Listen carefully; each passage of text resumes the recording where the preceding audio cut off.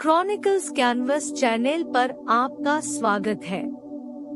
आज हम भारतीय उपमहाद्वीप के इतिहास में सबसे प्राचीन और प्रभावशाली संस्कृतियों में से एक वैदिक सभ्यता के बारे में जानेंगे।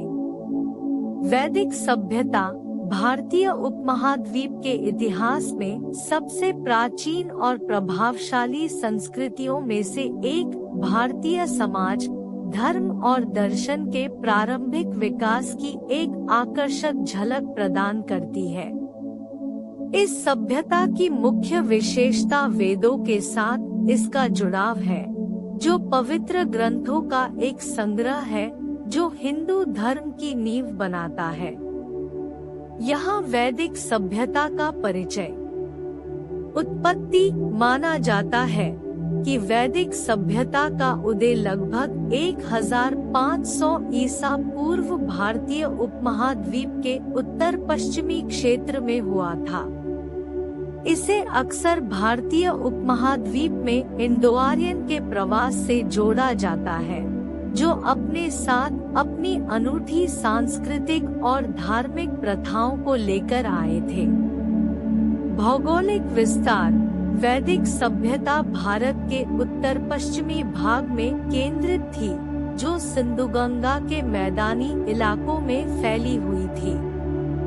इसमें वे क्षेत्र शामिल थे जो अब आधुनिक भारत, पाकिस्तान और बांग्लादेश का हिस्सा है। धार्मिक आधार।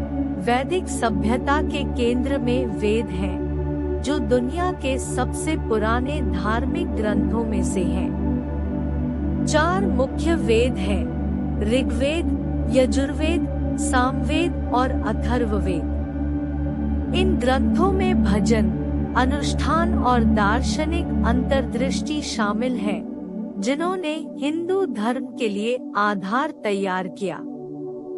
वैदिक धर्म में विभिन्न देवताओं की पूजा, अनुष्ठान और बलिदान शामिल थे। सामाजिक संरचना। वैदिक समाज को वर्णों, सामाजिक वर्गों पर ध्यान केंद्रित करते हुए एक पदानुक्रमित संरचना में संगठित किया गया था। प्रारंभ में 3 मुख्य वर्ण थे: ब्राह्मण, पुजारी और विद्वान, क्षत्रिय, योद्धा और शासक, और वैश्य, व्यापारी और किसान।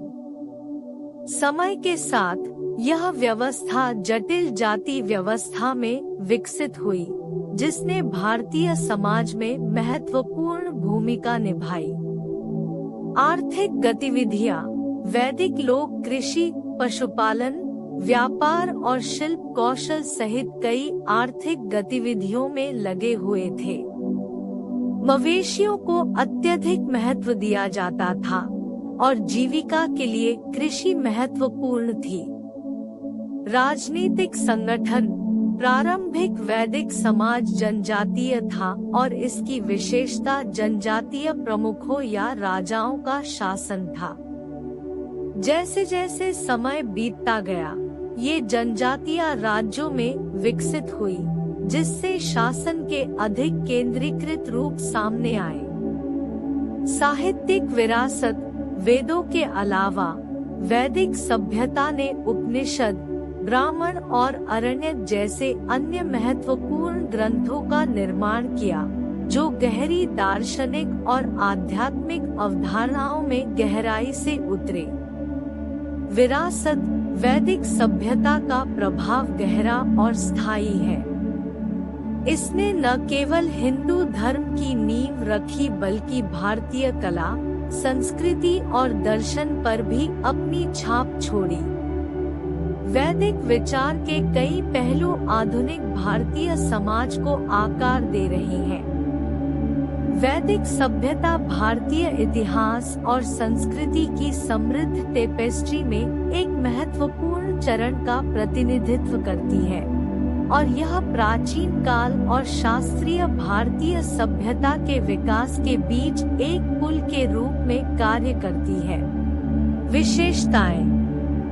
1500 ईसा पूर्व से 600 ईसा पूर्व तक फैली वैदिक सभ्यता को दो अलग-अलग अवधियों में वर्गीकृत किया जा सकता है।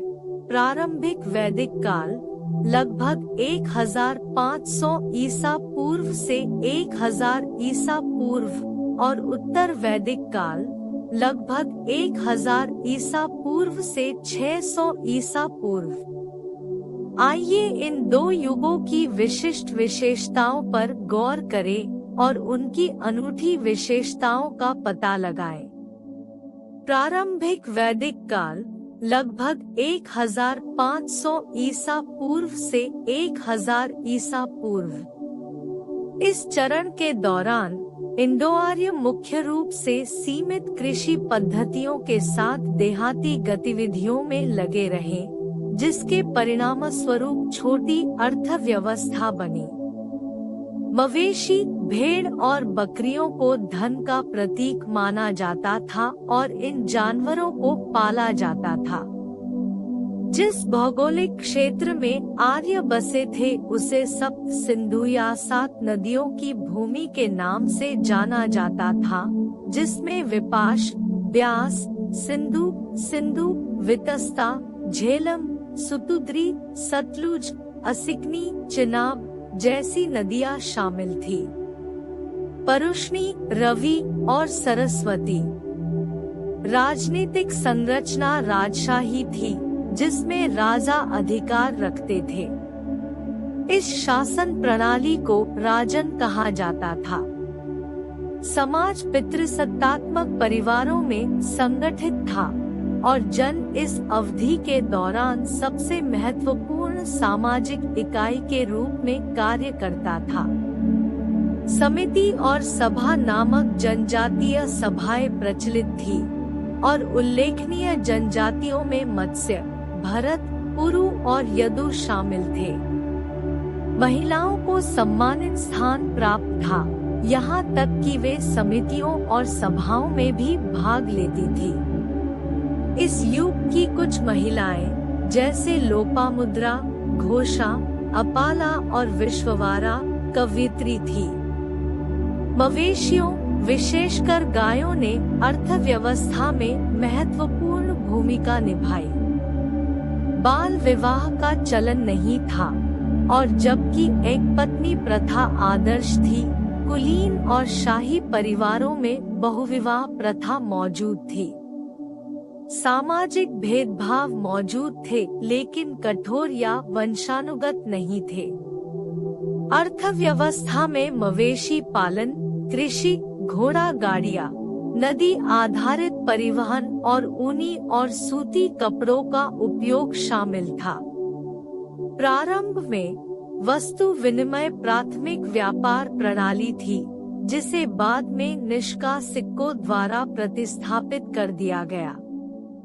उत्तर वैदिक काल लगभग 1000 ईसा पूर्व से 600 ईसा पूर्व। प्रारंभिक वैदिक काल के विपरीत इस युग के दौरान जाति व्यवस्था अधिक कठोर और जन्माधारित हो गई।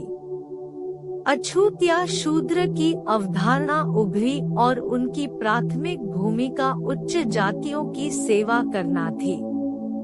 समाज में महिलाओं की स्वतंत्रता कम हो गई और सामाजिक गतिविधियों में उनकी भागीदारी कम हो गई।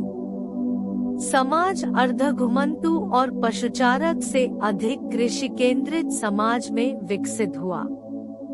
जबकि ऋग्वेद प्रारंभिक वैदिक काल में एक मौलिक पाठ था, बाद के काल में वस्तु विनिमय प्रणाली कायम रही, लेकिन धीरे धीरे इसकी जगह चांदी और सोने के सिक्कों के आदान प्रदान ने ले ली। निष्कर्षतः 1500 ईसा पूर्व से 600 ईसा पूर्व तक फैली वैदिक सभ्यता के दो अलग-अलग चरण थे, प्रारंभिक वैदिक काल और उत्तर वैदिक काल।